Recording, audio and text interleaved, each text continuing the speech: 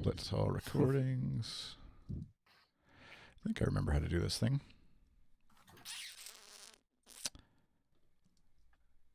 YouTube.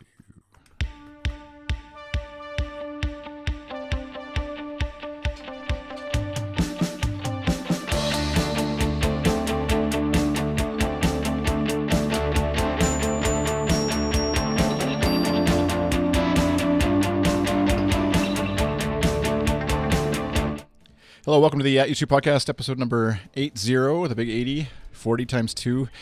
We're here talking about the new tour coming up in less than a week. Depending on when you listen to this, it might not be happening tomorrow. It might be a week from now. And I'm joined by, on the podcast today, to my left, right, depending on how you're looking at it, the world. Collin, welcome back to the show. Thank you. It's good to have you. And then next is Mr. Matt McGee, right mid-sip of water. Always catch them when they're... Have we really done 80 of these? I know. Is that how it feels? Chris has. Yeah. We have. Actually, Chris I haven't. has. There's... Oh, no, yeah. Every Matt episode. hosted it a little while ago. There's a couple that I hosted. That was when, if you look at the analytics, it just takes a nosedive right down the... And we're joined by not Mason Merritt. Hello. How are you, Mason? Or should I say goodbye, since I'm not Mason Merritt? I don't know. So how that works. it's a very intriguing Twitter handle you have. It makes me want to say, well, who are you? Yeah. I'm certainly not Mason Merritt. That much you can glean from it. See? All right. So Is it before a we get reaction against the real Mason Merritt? to... Yeah. Is there an at the real Mason Merritt out there? Is that why you had to pick that one? I honestly haven't looked. Okay. I'm sure there is. My mind immediately went to joke, so... Yeah. All right. You know. That's good. It's Twitter. Before we get too far down the road, I want to mention for anybody who's watching live on Twitch, we have our voting machine is back for titles and stuff like that. So during the episode, while you're recording, while we're recording and you're watching, you can in the chat you can type !S and then suggest a title. Type out your suggestion, and then that'll get automatically added to a list. And then at the end of the episode, we'll all be able to vote on what we think the show title should be. And of course, any swears, any bad words, any derogatory terms towards Canada or you two will not qualify for... It's not a democracy. It's just a gauging of the waters, I guess. Not... This isn't definitive polling, but so feel free to do that as we go. So I can't... Can we, the four of us, vote while we're looking at the... We have to be on Twitch. We can't be in the Mimo thing, right? well, you can go look at the chat if you want to see what suggestions there are, and then... But I can't type one here. Well, you could, yeah, if you wanted to. Don't stuff the ballot boxes, McGee. Come on. It does show who voted or who suggested the title. So if it's all Okay. 30 suggestions by Matt McGee, we'll know. Well, hopefully we end up with something interesting during the conversation, because if we end up going with suggest a title as the title, which is what you just suggested, I think that's a pretty lame title, and that will really tank listenership for this show. And I'm from Illinois, so automatically I should not be trusted with any sort of voting procedure at all. We're all corrupt in the states, so I'm just going to abstain, keep my hands clean. I assume that's some sort of U.S. political joke that I don't understand, but Al Capone, baby. Yeah, it's just The Kennedys just Google buzzing in Illinois, their and you'll just get. voters. Yeah, exactly. Three of our last four governors are in jail, so that'll give you some. Okay. Speaking of politics, we'll just briefly mention, then we'll move on very quickly. Bono was met with George W. Bush. George W. Yeah, that's the second one, right? Yes. Yeah. Yes. He was awarded an award, and he had a conversation, which you can find the link at u2.com. And we'll just leave any other political discussion to Facebook chat groups, wherever you happen to be, and you can... But here's the thing about universal health care. Come to Canada. It's a good one. It's a good one. So for this episode, also we're going to mention just in brief, if you haven't already checked it out, the At U2 news brief is a brief catalog or capture of the news of the day from At U2. So you can check that out, anchor.fm/ATU2, and it'll be, 5 minutes at most kind of thing of whatever U2 news is of most importance that day. Otherwise, I think Matt just fills it with the sound of his dog. That's what I've heard. Eating his dinner. Yeah. So hopefully there's U2 news to check out. So we're going to jump right into the roundtable and actually just call it the mailbag edition, because we had a bunch of good questions from folks all about the tour that's coming up in a little while here. Is it less than a week now? I forget which. I've been following Sherry's tweets. For 1 week from tonight. Yeah. Yeah, a week from tonight, I'll be in Tulsa on the GA floor getting psyched. Your very first time seeing an opening night, right? Yeah. So excited. Nice. Yeah, we should maybe just preface this with which shows right now, as we record anyways, which shows are you planning to attend? Collin, what on the tour, where are you headed? Well, I have my my tickets for Chicago 1, and I'm really holding out for some kind of GA ticket drop for Chicago 2. This is the first, I'm really on pins and needles, because this is the first time I haven't had a ticket in advance for a Chicago show that's less than a month away now. So I'm a little nervous, but I will be at Chicago 2 somehow. I may be up in the rafters, but I will be there. I will be in the building. So gotcha. And Matt, who's now, where did Matt go? There's just a different person now. He's taking his glasses off. There's a glare on my glasses. I don't know what shows I'm going. I don't know what shows I'm going to at this point. So okay. You have no tickets. Nothing. I have tickets. Yes, I have tickets. Okay. I'll go to every show. How's that? Abstaining from declaring it. You don't want all your fans to follow you. Okay, Mason, which shows are you going to? So at the aforementioned Tulsa in just a few days now. New York City 1 and New York City 3 and maybe number 2, but I'm not sure. Gotcha. And I'm both Montreal shows. I think I mentioned in the last episode, but looking forward to that. So, first of all, we had a little, I don't know if this is considered a leak or maybe it's with the consent of U2's management. I kind of doubt it, but the chef, the kitchen staff, the folks running sort of what's it called? Catering, right. That's the word I'm looking for. In Laval, the guy who owns that business tweeted out, or Instagrammed, I guess, posted some photos of the stage and the screen. So, we should also mention we're very spoilerific this episode, so we're not going to hold back. We're not going to pause halfway through. We're just going to, at this point, it's a week before the tour starts. If you're still trying to abstain from tour news and stuff like that, you might want to just shut off the episode and listen maybe in a week or whatever, when we'll all look like idiots because the tour will be underway and all the stuff we've thought might happen didn't, or vice versa. So, okay, that being said, the screen looks very much like the Innocence and Experience tour, I would say, right? You actually didn't see it myself in person, so you guys can attest to how familiar. I mean, it may as well be a snapshot from the Innocence and Experience tour, because the photo is of the animated sequence from A Song for Someone. So it's not, which we know they've been rehearsing, so it's not a surprise. But it is. It's kind of not a surprise just looking at the photos. Like, well, I've seen that before. So maybe they did leak it out, but they just didn't want to leak out something that's new. Mm-hmm. Does that make sense? Well, I think it's. I think that's there. I think we should refer to the gentleman or company that posted that stuff as their former caterer. I know, because I'm pretty sure that they didn't want that out there. That would just be a guess.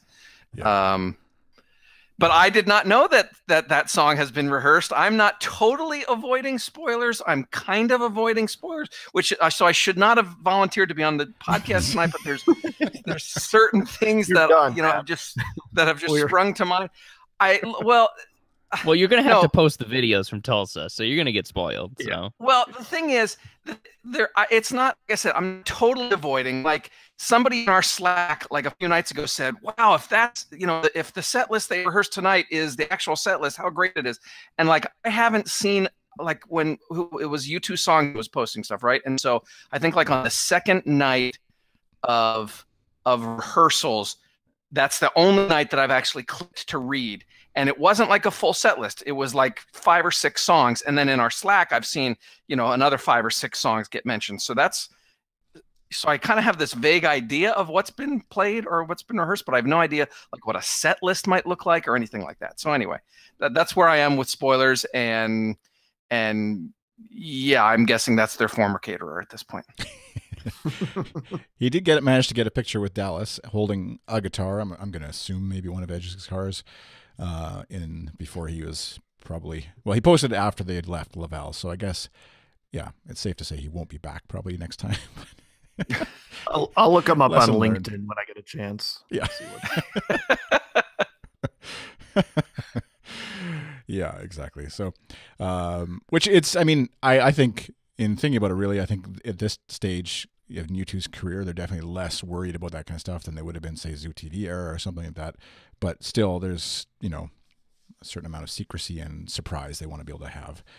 So I wouldn't be surprised if at least he gets some sort of letter from somebody or a phone call or a whatever. But the photos are still up on the Instagram account as we record right now anyways. So the other thing that has been sort of launched or officially launched by U2, and I don't know, Matt, if you're avoiding spoilers on this, but the augmented reality app that they sort of talked about and teased that they're going to incorporate somehow into the tour.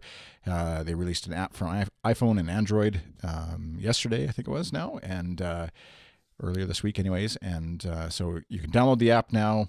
And actually, as we record on Twitch, if you're watching the live stream, you can point the app at our live stream, the video, and it'll enact. Basically, you just have to point it at the album cover for Experience Innocence, Songs of Experience album cover, as Matt does right now, to test it out. See, prove me wrong. No, it works. It works beautifully. It's like Bono's on the podcast with us. Yeah. So ask your questions Surprise. real quick because he only shows for about 30 seconds. What do you smell like? You get You it? can No? smell No, his torso. Yeah. What are your guys' thoughts on this AR app as it sits right now, anyways? Has everybody played with it already? Yes. Does it work for everybody, I guess, too? Yeah, did it work Yes, for it everybody? does. Yep. Mhm. Yeah, I guess, I Oh, sorry. Go ahead. no, go ahead. Go ahead. I started. No, I'm last just time. most curious about how they use it in the show and how they're able to communicate that to everybody, because I can just see half of the arena knowing exactly what to do, and then the other half saying, "Well, how is everybody doing this? Why does everybody having these effects on the screen or whatever?" I don't know. Communication is always going to be an issue unless they hand out like little index cards to everybody who walks in and says, "Hey, this is what we're doing," or maybe if they turn on the screen and have like directions or something like that. Logistically, I have problems with it, but maybe in a few weeks, word will have spread around. So by the time they get to New York, everybody's going to know what to do and they'll get used to it, I suppose. Yeah, I mean, I got a lot of mixed feelings about it. On one hand, I love stuff like this. I love new technology. I love that they're incorporating stuff like this into the show and making the audience part of the show in a way that they haven't really done before. Well, I guess I shouldn't say that. They've done stuff like this, variations of stuff like this, but the technology is new. But what I presumably, I think where the plan is to have something at the very beginning of the show where you're supposed to point your phone at the screen as the lights go down and the show starts. That's my understanding of it from what I've read. Hopefully I'm kind of hoping that changes, because when the lights go down, I mean, I'm not going to burst into throw song yourself there for a about? second, but yeah, exactly. Yes, exactly. Actually, because the adrenaline is rushing. Your favorite band is coming on stage. You really want to get to your struggle with the phone. Go, okay, what am I supposed to do now? What am I supposed to do now? And is it working? Is it working? No, I want to jump up and down like a maniac when the four guys take the stage. So like you kind of need that energy to get a concert going. So I think one thing to do maybe would be better to do like what they did for Innocence and Experience, where they had that intermission section where a song is playing, like either The Wanderer or The Fly, which depending on which show you went to, and have that part be the augmented reality part. Just to kind of break it up a little bit. I think putting something like that at the beginning of the show is going to confuse some people, and it's going to kind of ruin the energy a little bit. But then again, I'm basing what I've read of kind of how they're going to do it, but they might still be playing around with that. So yeah, there is the fact that say this carefully, but like U2's audience is getting older, and technology for older folks can sometimes be confusing. And well, the median age of this podcast is what, like 32, something like that. Thank you. You have to say that again. Matt didn't hear you. Oh, snap. Game on. Where is it here? No, I do think, speaking from a societal sense, just looking at the macro, I guess, I think people are a lot more attuned to technology than we might be giving them credit for, because, walk down the street and count how many iPhones you see, and you're going to 90% of cell phones are going to be iPhones, and people are more and more every single day getting the hang of it. Like my mom has, and she's in her late 40s, I think. She has an iPhone, and my dad has a flip phone. So nice. If you just kind of take the middle, people are adept to smartphones, and they can probably figure it out. Especially if you're going to a tour like this, where you have your paperless ticketing and your live streams and all that. So I don't think it's going to be that much of a problem to get everybody sort of up to speed. The only thing would be it's very user-friendly. If they don't have the app already, and then let's say there's 30,000 people, and half of them do and half of them don't, and then all those people go and frantically try and download, or even on their way in, like stadium Wi-Fi is terrible, and cellular in a stadium is often terrible. So I don't know. We're not saying stuff that U2 hopefully hasn't, and their management haven't thought about. Like, it's not like they'll get to the show and be like, oh shoot, we didn't count on nobody having the app already or whatever. That's kind of why they sent it out already in advance. But even that, like they sent out, it's on U2.com obviously, and I think they sent an email to, if you're on one of their newsletters maybe, but then obviously fan sites picked it up. But as of earlier today, anyways, their Twitter account hadn't tweeted anything about it. Well, go ahead, Chris. No, I have more rants yet. Go ahead. No, I'm sorry. Well, okay. So, so two things on the promotion thing. Number one, they will, before they get to every city, they always do this sort of little press availability with. It used to be Craig Evans from Live Nation. He's not there, so it'll be somebody else. Sherry knows the name. I can't remember the name. But they always make press available. They make somebody available to, do a little quick interview about the show. So I am sure that will be like the number one topic of discussion, and the local media will pick up on this within the, 3 days or so before each show. And I think the national media, once the first show happens and this becomes this crazy new thing, blah, blah, blah, then I think the national media, the music media, especially Rolling Stone, Billboard, and so forth, I think that will further spread the word. And then I just assume that they're going to use the screen to advertise it. When you walk in, there's going to be some sort of thing on there that will, or there'll be some sort of in-arena advertisement telling you, hey, download the app, for an augmented reality experience. So I think they will certainly promote it and try to increase attention and use of it. But even with, I'm sure, as you guys have been saying, there's still going to be some percentage of folks that A, don't care, B, can't get connected to download it, or C, whatever, just aren't in the mood for that kind of thing. And that's fine. It won't be something that everybody has to participate in. But then the other thing I think that I think about it when I watch this, you play it and he pops up and he starts singing. I think that's the beginning of the concert. I think that's how the show's going to start. I think it goes dark or whatever, and there's the album cover comes up or something comes up on the screen, and everybody points their phones, and Bono starts showing on the screen singing, or the pre-recorded version of Love Is All We Have Left. And then those of us that have the app, we actually see the augmented reality thing with the the 3D kind of stuff, and everybody else will just see him on the screen. And so anyway, I think that's how the show is going to start. Yeah, but I mean, because that's what they said, right? I mean, they said it's as the band takes the stage and through the first song. So I think that's got to be the first song. Yeah, but what's the difference in shooting off of the album cover, like the vinyl or the jewel case, or just your laptop? is it going to be that much better to see him? Yeah, I don't know. The mushy T-shirt Bono singing in the arena than is it home? That's a new one. And if you're up against the rail and looking at the screen, you know, from a weird angle, I mean, I tried it last night with the album cover, and you really do have to be straight ahead when you're aiming your phone. So if you're like off to the side and you can't really get a good vantage point of the screen, you know, it's not going to work. I think that's my guess. Thank you, Tasula, by the way. She suggested mushy T-shirt Bono as a show title. All right, it's working.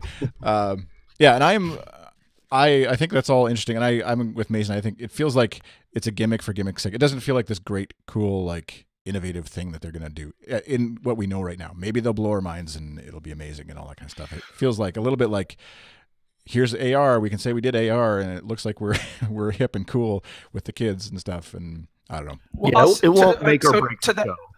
Yeah. No, it won't. But to that, I think, Chris, to the one thing I'd add to the point you just made is that this is the first tour ever for U2 fans that we will walk in on opening night and have seen everything before, right? Every other tour you go to, you want to see what the stage looks like. We've never seen it. We want to see what the screen looks like. We've never seen the screen before. There's nothing going to be new. There's no whoa factor when we walk into the arena on this tour because many of us will have seen it 3 years ago. So I think that is probably what's compelling them to want to do something right out of the gate that differentiates from what we experienced, what we saw 3 years ago. Just a guess. Yeah. Way to kill my vibe, man. Yeah, that idea of doing it during the audition. I'm not going.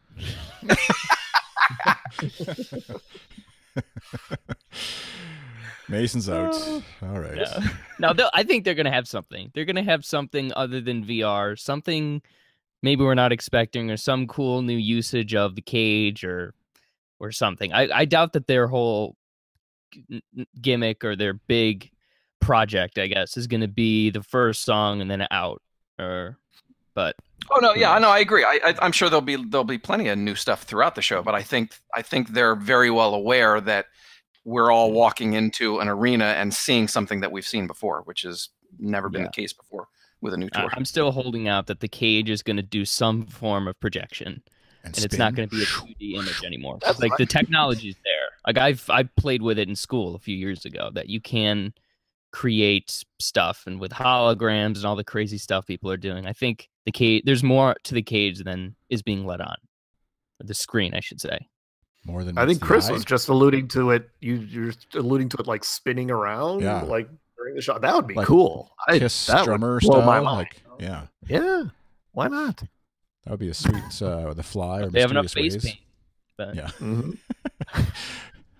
All right, let's get to some other questions from listeners. We said we had a bunch, and we're halfway through the episode, and we're just getting to them. So Liz had asked question. I remember covering this, I think, before the previous tour started too. But question for the YouTube podcast: if you wanted to try and catch the band entering the venue before the night of the show, like for autographs and stuff like that, and you see people taking photos with the band before and all that kind of stuff, what time do you need to do that to get out and meet and greet with fans? There's a chance she'll be there early enough to try, and she's never done it and has no idea what she's doing. She's referring to the Newark Prudential Center, but obviously I think it would apply generally, obviously, unless there's other things they're up to or whatever as a band. But is there any tips have you guys lined up by the cars or whatever when they're coming in screaming Bono and trying to get an autograph? I've done this at the United Center, where they have a nice little grassy area by the entrance, and there are people who get out there really early in the morning. If all you want to do is get an autograph or take their picture, you don't really have to get there that early, but they tend to arrive between like 2:00 and 3:30 in the afternoon. That's usually about, in Chicago anyway, that's been about when they arrive, maybe a little later, but I guess, I don't know unless you dress provocatively or have something interesting to say, or just you do something or have something that really catches their their attention in some way. I mean, they're very nice. I mean, they'll we've gotten autographs and shake hands and everything, but sometimes they don't have time for that. Sometimes they're running late and they have to get in there for the sound check as soon as possible. So you got to be ready for that. Be prepared to be disappointed too if that's disappointing to you. Yeah, or in my case, in the case of New York, or they have to run inside to film a documentary that nobody's ever going to see. So always got to take that into account. Not that you're bitter. Yeah. No. I did some minor stalking. I got what I wanted to do, so I didn't. How about you, Matt? Have you ever lined up on the? I have not. Press the flesh. No, but you just, I mean, you just, whatever arena it is, you just get there and ask someone at security or other fans, where is the loading entrance? That's typically where the band goes in, and there will, as Collin said, there will usually already be a crowd of people there waiting, and mid-afternoon sometime, and good luck. And you got to be, I think, a little bit aggressive or like politely pushy is probably the best way of, if you really want to. Oh yeah, but there are people who, I mean, I remember last time I went out there during Innocence. I mean, there were, people who are lined up at pressed up against the fence, and then a few people trying to kind of squeeze in between at the fence, and they were just getting really aggressive, like, no, this is my spot, get away from me, get away, back, and it's like there's no need to do that, but people get very protective of their spot. Yeah, and I think I've heard that if it is like too aggressive or unsafe or whatever, then the band's security will say, look, they're not going to stop because it's not a good situation. So it's in everyone's best interest to just take a chill pill and relax. Yeah, exactly. Sue in the chat says it's whenever sound check happens, and Sherry said if there's too many people, they won't come out. So yeah, common sense kind of stuff. So. But yeah, if you're going, especially if you're going to a couple shows in either different venues or whatever, it's maybe worth checking out and trying. So, at Tim Jahar asked during the I&E tour, how hard, easy was it to see things on the screen from GA? I'll be the asker because I wasn't on the I&E tour at all. I'll be one of the folks experiencing it all for the first time. How hard was it if you were up close to the rail or wherever, somewhere in GA, I guess, even far back? How hard was it to see the screen? I've never been up against the rail for I&E. I've always been a little bit back, by more by the seats, and I think that I had no problem seeing. But I guess it would be a little harder to see if you're like right up against the ramp. It's not. I don't know if it would be as clear, but. Because presumably there's still, like at every show, at least any show I've been to, there's like the rush to get right up close to the stage. But with this stage setup, there's sort of two stages, kind of like the B stage and the main stage. And then presumably that still happens. There's still a rush to get to those close spots or whatever. But then the sort of sound booth area, like what typically would be in a normal concert venue with just a stage at the front, like Joshua Tree, is there still a sort of a pack of folks there, I guess, that are hanging out, chilling out back there? I mean, no, I mean, this stage pretty much extends to the back of the arena. I mean, there's not a whole lot of, there's not a whole lot of room for a ton of people between the arena and actually now that I'm thinking about it, I can't really remember where the sound booth was. Was it in the back of the arena? I can't. No, the sound booth and all the Willie and his team, they're all up like at the suite level. Right. Okay. Yeah. It's not on the floor at all. Oh, right. Yeah. How about you, Matt? Speaking for my experience, for my second NYC show, I was in the dead middle between the I&E stage at the very front of the rail, and like Sherry's dropping in the comments there. You did kind of have to crane up and get some major neck stiffness to see the screen, but with my first couple of shows, seeing them overall, I couldn't care less about the screen, really. I was much more interested in the band. And then the first show I went to was up at the rail by Edge, and if you're up there and you have if you can see down the entire screen, you don't get the clearest picture of all the animation that's on there, but you can see I guess if Bono's in the screen, kind of going back and forth. But I guess the further back, the better. If your goal is to see the screen, if your goal is to be close to them, then you should be close to them. But if you want to see the screen, hang back a little bit, and there's usually a lot more elbow room. So, anything more to add there, Matt? Or that's all.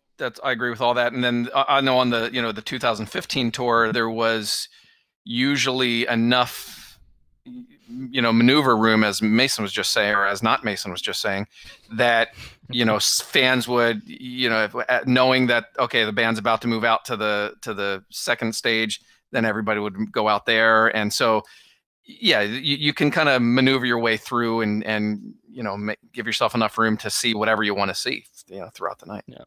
And also, please be aware of your body too, because I'm 5'8". I think Sherry has also mentioned that she has vision problems sometimes. If you're 6'10", and I only say this because it happened at New York City, if you're 6'10", for the love of God, please hang back. You're not missing anything, and you'll be able to see much better when people who aren't that tall can't. So just to note there for any of our enormous listeners that should be playing basketball. Big pet peeve of mine when people aren't mindful of their height. The one thing I wish they would, I hope that they kind of fix, is for people who have seats in the back part of the arena where they're facing the main stage, but they can't really see what's on the screen. Have a monitor up or something that shows what is on that screen, so the people who paid pretty good money for those seats have at least an idea of what's going on in the show. I think they do for the upper bowls. Like I've seen screens. Yeah, well, I mean, I was up there once, like third tier, kind of, facing the stage pretty much, not really seeing much of the screen. And the presentation up there on the monitors was not, it did not include that much in the way of screen content for people who are, who would like to see the whole show and the whole, all the artistic choices that went into it. They're kind of missing out on stuff up there. So I hope they fix that.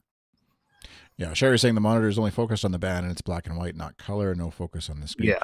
Which it is an interesting thing. Like if you were at that's where like going to the theater or whatever, you would expect to be able to see the whole screen or the whole play, regardless of where your seats are. And even like Sherry was saying, I think earlier, if you're up in the E stage area, or the I stage, I guess, whatever it'll be called this time. But at the end of that, you're not going to see anything on the screen because you're going to see right down the barrel of the cage, I guess, basically. Yeah. And so, yeah, it's just kind of like that. You just hope, I guess, for a good Blu-ray version of the show that comes out after it's all done to see the parts you missed if you're only at one show. And let's see. Next question. Ken Cunningham 3 said, "Do you think the reported longer set lists on this leg are because U2 maybe is unsure of how many tours they have left, or Bono has become more confident in his voice?" I think it's maybe column A or column B. But Matt, you got a smirk. I'll believe it when I see it. What, the final tour? Final tour ID? The longer set list. Yeah. I'd love to know because that was Willie's quote it wasn't even a quote. It was Rolling Stone saying that was what the plan was. And I'll believe that when I see it. I think U2 is not Bruce Springsteen. And a zebra does not change its colors after 30 years together. And so they play a 2 hour and 15 minute, 2 hour and a half if you're lucky, if they add some stuff. I don't expect anything more than that. So I'm not answering any questions about longer set lists until it actually happens. but here's an option C for you that I don't think we're considering, but I think has some merit to it. Is that I think they like playing arenas more. I really do. And you get closer to the audience. There's, it's more intimate, and it's just I'm saying as an audience member that I enjoy arena shows more. But I've always gotten the impression that they like arenas more, because with the stadium, there's just so many people that you don't really get a sense of the room, I guess. And with arenas, you kind of do, and that maybe leads to, let's bust out Party Girl, or can we fit Stuck in a Moment in somewhere? I like that song. You know, the crowd's gonna dig it. Maybe that's the optimist in me, but I do think that does factor into it a little bit. Yeah, and they are really sprinkling in. I mean, I'm looking at one of the rehearsal set lists right now, and they really are sprinkling in the war horses that really, you know, smart places. You know, there's, you know, maybe 3 or 4 songs that maybe only the fans know, or I mean, the diehard fans know, and then they throw in Elevation, and then a few more that maybe only the fans know, and then they throw in Vertigo.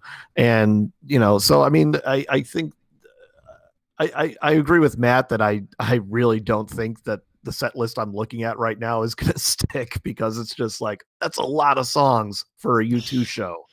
I would love it, but U2's, in this respect, are very good self-editors, and they know they can sense when a show is lagging or the audience's level is lagging, and so they change stuff around from night to night to keep the energy up. Especially, I mean, some of these songs, you know, that they've been practicing, you know, are not audience favorites, but you know, but hopefully, you know, they're, I don't know. I would love to see a set list like this stick, but yeah, I'm with Matt. I'm skeptical about whether or not Matt, if you want to cover your ears for this one, the sort of major spoiler, I guess, of the set list that they practiced anyways on the 20th, I guess it was, is there's no streets, which I think, I forget when it was, we discussed this, of when the last time was that they've ever played a show without streets. I'm just going to assume Matt's still muting, and that's why he's and so it would just be interesting to see if they actually did that, like if they had the whatever guts or the whatever you want to call it, depending on how you look at streets, I guess. Your mic's still muted, Matt, if you're talking. Sorry. So they have not rehearsed that at all? No. Doesn't look like it. Doesn't. I don't think nothing. so. Which I can't believe they're actually doing it. They could insane. just pull it out without much rehearsal, which then it kind of feels like, well, if they just do that, then they're not actually trying something different with it. I don't know. Anyway, so. Well, again, last time, I mean, with Joshua Tree Tour, it was the big cell phone moment of that show. And that's a song where they're used to seeing people jumping up and down and being really energetic, when that song kicks in. And on Joshua Tree, it was, wow, look how big the screen is. Look how red it is. I'm going to take my cell phone and take a picture. And nobody was like, there was a wow factor. Certainly people were, I think, stunned when they saw, the images that were on the screen. But it wasn't quite the same reaction that I think that they're used to with that song. And I thought, maybe they're just kind of done with it for now. It was also earlier in the show too. So go ahead, Mason. Can I name drop? Oh, yeah. Go ahead, Matt. So I think it was Monday night, or maybe it was last night. I sent off, like we do it. It's become like a little tradition that we do this interview with Willie Williams right before the tour starts. And he finally agreed to it. And I just sent off the questions, like I said, last night or maybe Monday night. And I told him, I said, now listen, I have been mostly avoiding spoilers. So some of these questions may be really idiotic. So don't make fun of me. But I said, do you feel any freedom to not play Streets? Do you feel any freedom to not play the Joshua Tree because of last year's tour? And so that's kind of interesting that I will now be very curious to see what he has to say about that. Right? I thought you had an answer. I was waiting. I was like, no, I haven't. No, he hasn't even. He hasn't answered. He hasn't sent the interview back yet. So sure. But that I feel somewhat vindicated that I included that question. So that's cool. Yay! Your head in the sand paid off this time. Right. One other question Tim Jahar actually asked. Well, this is the subtitled will be the Tim Jahar Show. He sent in a bunch of questions, which are great for helping us sort of bounce off of for discussion. But regardless of whatever rehearsal spoilers, so I guess Matt, in your case especially, you can answer this really well. But what songs would you like to hear and think would fit this Experience theme this go around? Anybody right off the top? Well, songs that fit the Experience theme are, I can think of a couple that would be great, but they'll never do them. A song like Summer Rain, I think, fits the Experience theme. Gone. And I kind of wish they hadn't already done the Wanderer bit in the first tour, because I think this is the tour that it would fit in perfectly. I mean, maybe they'll do it again. I don't know, but I think, you know, those three songs came to mind when I saw this question. Yeah, I'm in agreement with Gone. I think that is a kind of a perverse version of The Showman. It's a much more cynical, if that's even possible. I guess I wouldn't say cynical. I would say it's probably a more angry version of The Showman. So maybe those two cancel each other out, or because Showman's newer, it supersedes it. But the only other song that came to mind immediately when I read this question was The Fly, which I believe has been rehearsed. I'm not 100% sure. But there is a line towards the end of that, and I have to look it up. And a universe exploding because of one man's lie. And not to, point fingers at anybody directly, but there is definitely a feeling of like a crisis of truth, I guess, to not sound too pretentious, going on with the way that Facebook and Twitter have kind of been, well, Facebook more so than Twitter, been in the headlines and how information has become kind of muddled. I think The Fly has a lot of relevance when, the world is so black and white when you're a kid and innocent. And then when you get older and you get experience, you realize how complicated just about everything is. And so I think that as an Experience song, that it definitely has a chance. And then also Who's Gonna Ride Your Wild Horses, just because I can't get the baby version of that song, Your Innocence, I'm Experience, out of my head. So those are my three. Matt, anything from you? No, I agree with what Collin. The Wanderer to me is all about experience, and I would have listed that, but I actually I'll include that in my answer to Tim's question in 10 minutes. That's ambitious. Optimistic. Because I'm looking forward ahead to the other questions, and so yes. It is. I was gonna just jump off what Mason was saying, where the Actung as an album, even, it's just hard not to like draw a lot from that album as this Experience kind of album that has a lot of points that they could pull out of, and there seems to be a fair amount of it in some of the rehearsals and stuff like that. But we lost Mason. Hopefully he'll be able to join us again. But anyways, the Fly certainly would fit in the times that we're in, anyways, for sure. The Fly would fit very well, and would be a lot of fun to sort of play with, I think, on the visual side, but obviously also the music and the sound. So, and it's also my second favorite U2 song, but that's, for another day. There we go. Where are we here? KQ Knits. I don't know. Knitting fan of U2, maybe. I have a question, and this is shouted. Why in the world are the boys not practicing the little things that give you away, with about 5 exclamation points, question marks? This will once again be the ultimate sing-along song now that more people know what's up. I need it. Hashtag I need it. So yeah, spoiler. So they're not practicing it, which... I did not know that until I read that question. You were warned. You were warned. I know, that's all right. And so, which leads you, it's just like this weird kind of like thinking back to the Joshua Tree tour. They ended with that song, and maybe it was just like a way of sending us off into the next tour, and they'll never reference it again. But it does feel odd to like promote that song as much as they did, and then just kind of like pretend it didn't happen, kind of like episode 1 of Star Wars. But what do you think, Matt? Your immediate reaction? No, that's. I think that I agree with KQ Knits. I think that is very strange that they would not include that, and it makes me wonder if maybe they're like doing some things out of public view and public hearing that, I don't know. That just seems really odd. Why would they not include that? Because it's like one of the best songs, if not the best song on the album. But anyway. That's opinion, and maybe they disagree. Maybe they didn't like the way it came across live last time. I don't know. You see, but this is the perfect opportunity to roll it out, because I think, as great as Little Things is, the worst thing they could have done was present it the way that they did. I've said this before, so but the last song on JT30 should have been Summer of Love. It's a summer concert. It's a kind of stripped down, fun little song. And Little Things is just, it's so heavy, and you just don't get the feeling of that song with a couple of spotlights, a couple of blue spotlights at the end of JT30. It needs to be I don't want to say, I know this is going to come off as heresy to some people and they might get mad, but I think a Little Things could have replaced Streets as like the moment of a show. just the way that you build it up and not choreograph it, but like just create a set design and like a visual sense and everything about it, that I think they have to roll it in at some point. Ow, sorry.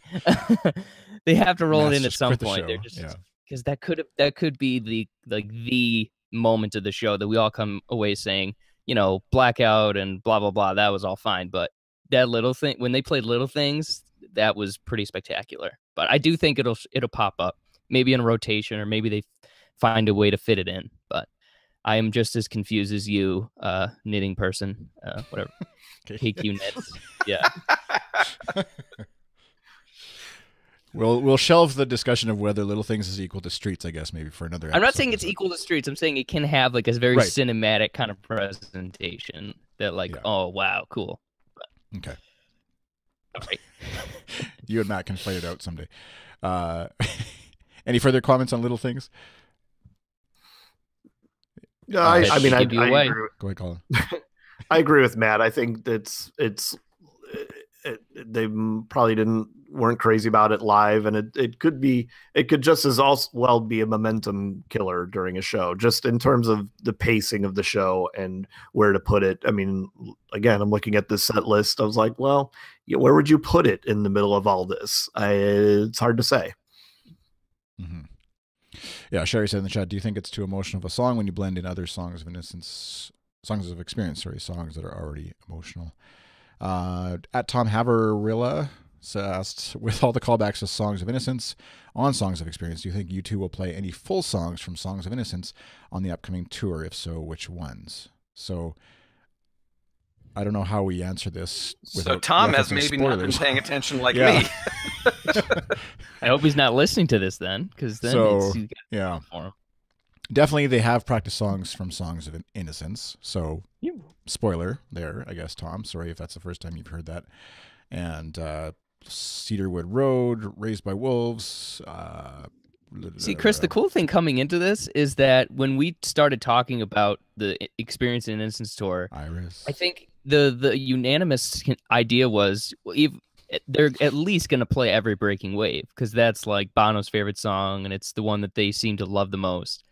But they haven't, to my knowledge, at least. It's very odd. You have great handwriting, Matt, I gotta say. I know. Matt's holding up a belated spoiler sign, so anybody who's watching the video is actually like 5 seconds too late with the spoiler. Oh, really? Oh, my God. I need to predict what you're all going to say and hold it up. Yeah. Just keep it there the whole time. Yeah. Spoiler section. It gets rid of the glare in your glasses, but it does, right? Wait, Colin, you look like you're about to pontificate on Songs of Innocence appearing on. No, I've got two monitors here. That's why I'm looking at another direction. When I'm looking at my computer screen, I'm looking at another computer. But just fully staring into the distance. Yeah, exactly. Spoiler, Matt. I'm giving you there you go. Thank you. No, I mean, they're like not just rehearsing, just certain songs from I&E, but they're like they're basically doing whole segments again. I mean, that's the weird thing. It's hopefully they'll maybe bring more life to them. Yeah, we know. But yeah, it'll be interesting to see what they do with these songs this time around. Hopefully something new. Yeah, like you referenced at the beginning of the show, almost the photo we have from the stadium from rehearsals was basically Song for Someone's visuals on the screen. And so if they haven't updated any of those visuals at all for this tour, then it feels like it's a lot of ways, segments anyways, are going to just be replicated, which is just an interesting, there's the whole discussion that was that happened when Songs of Experience came out, and there's lots of callbacks to the previous album and stuff like that, and the debate of like, was this on purpose? Is it lazy? Is it whatever?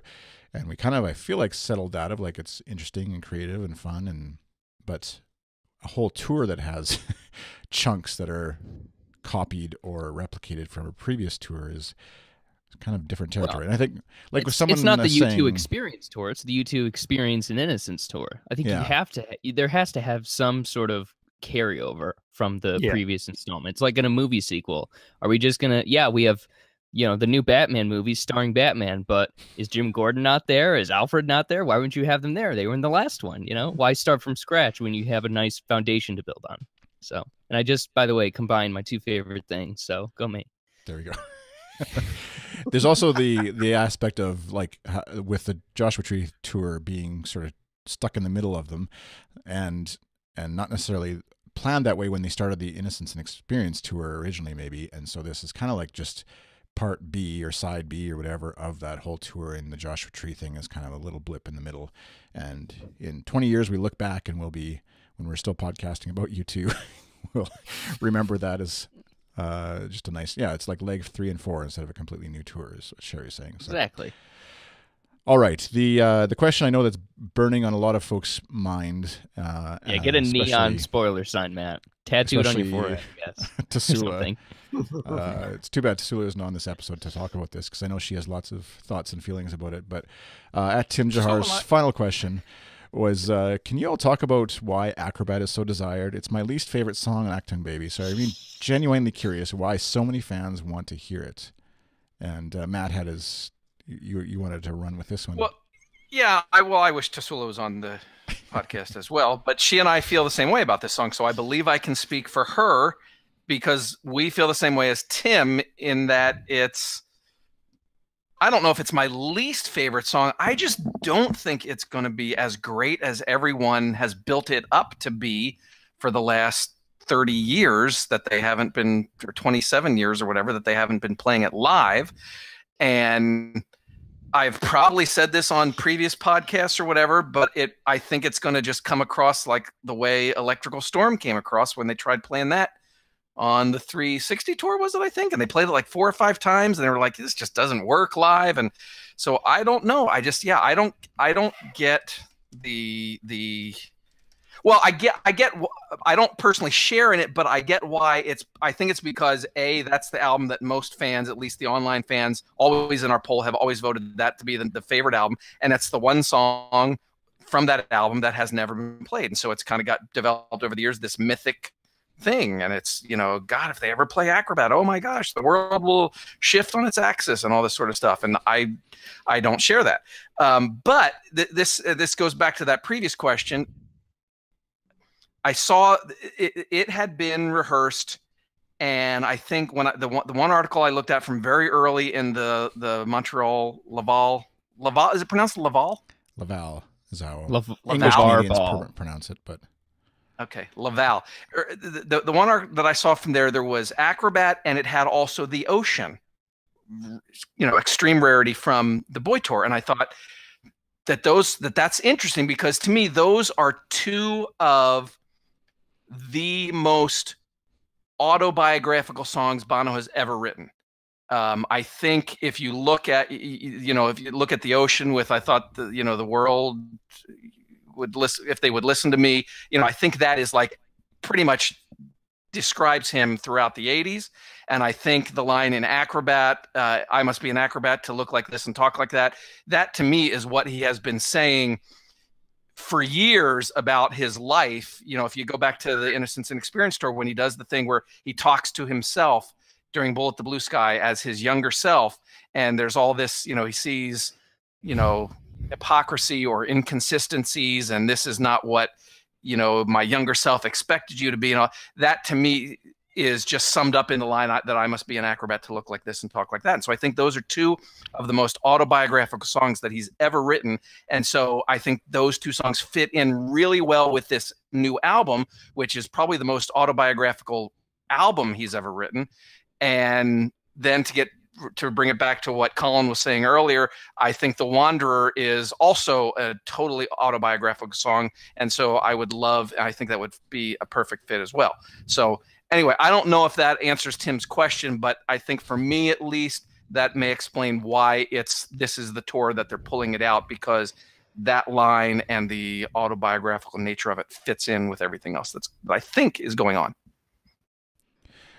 Yeah, and I'll speak as somebody who really loves the song, whether or not it works live. Like, I mean, we won't know until, I would have guessed that they could have figured out a way to make Electrical Storm work live, and then they tried it and it didn't. And depending on how the version there was a version we heard that somebody recorded, outside the stadium or outside the arena, and that performance of it, what little we could have or hear, to me sounded good. Like it would be a good song pulled off live. It actually echoes a lot of, not totally lyrically, but echoes the feeling, I think, of Until the End of the World, and could fit very well in that slot even, or something like that.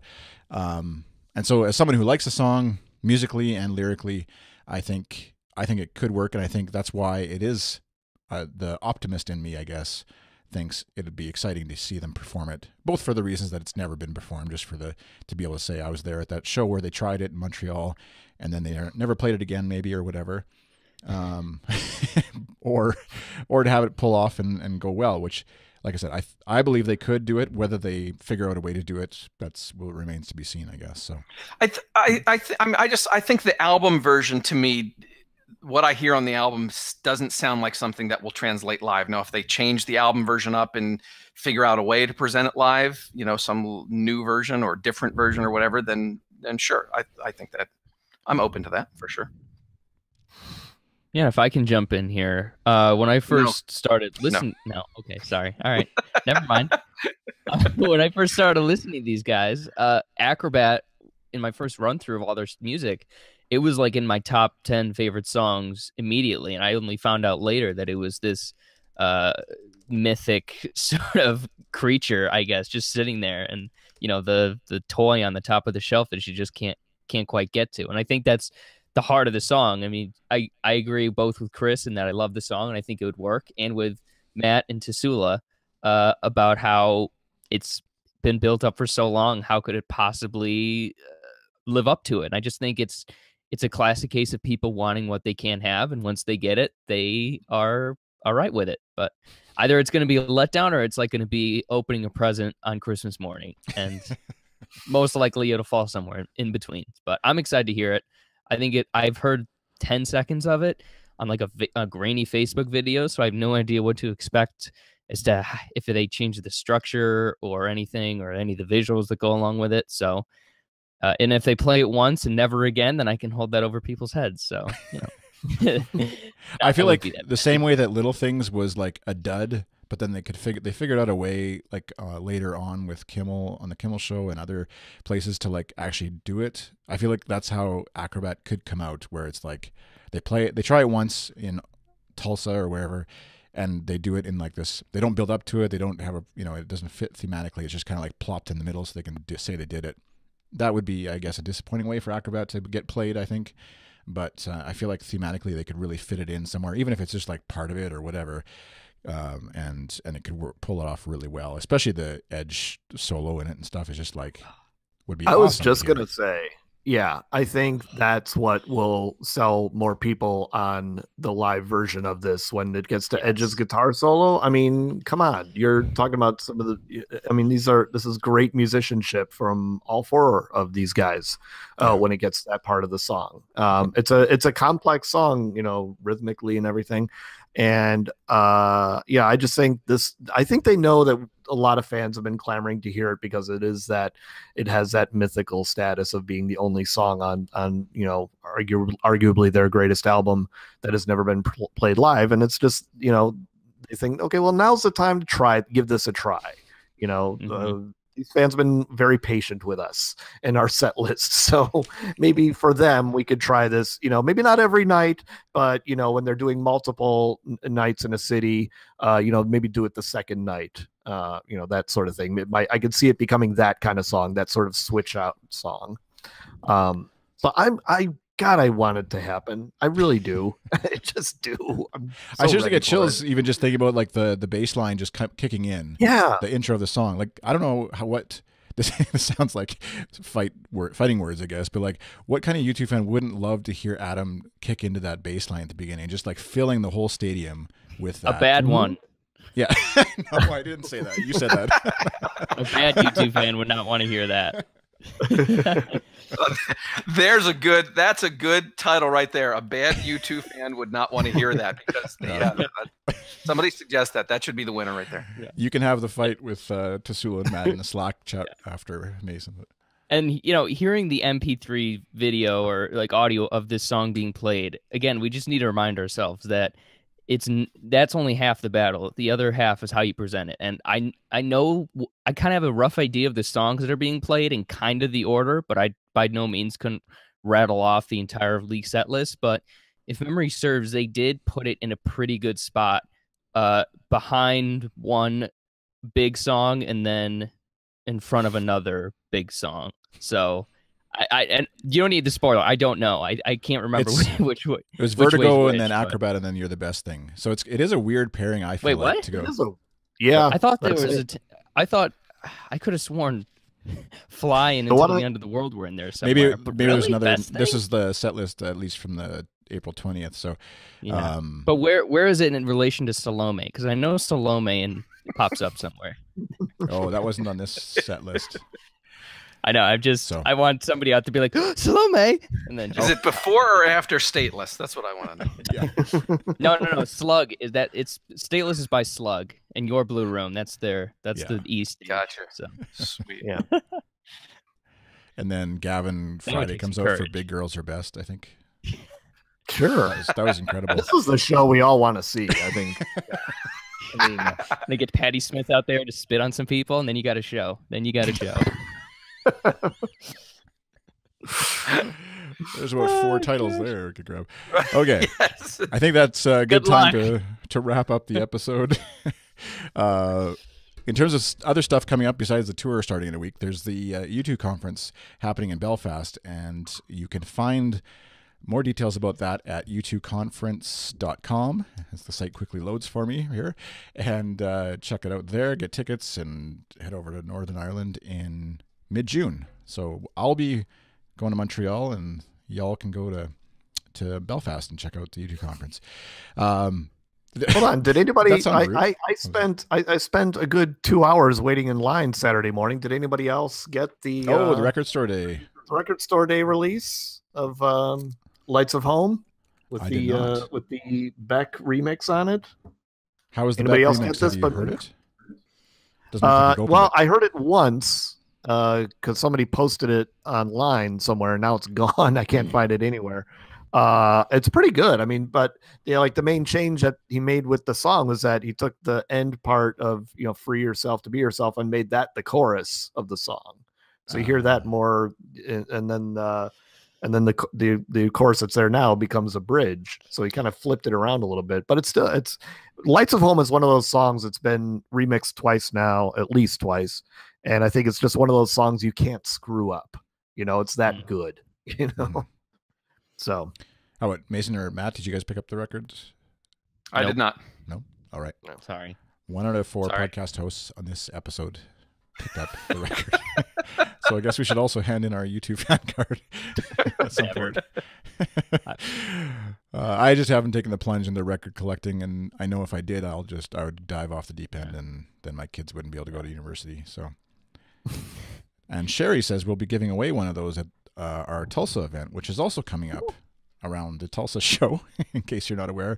At u2.com is where you can check out all the details on that's coming up. Follow, of course, the Twitter handle, twitter.com/ATU2 if you do Twitter. If you're on Facebook, facebook.com/ATU2com, and then instagram.com/ATU2com.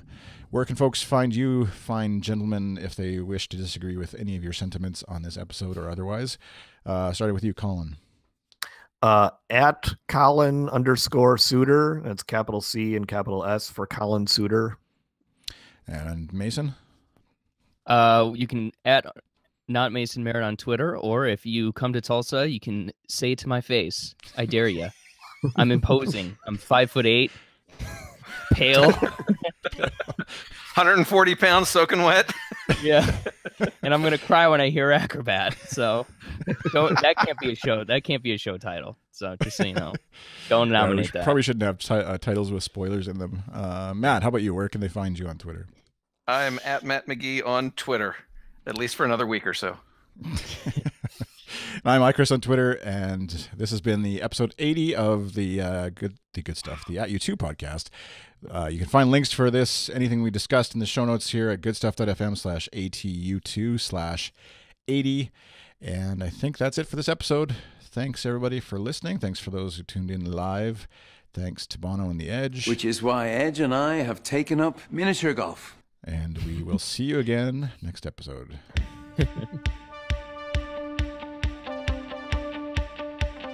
Woo!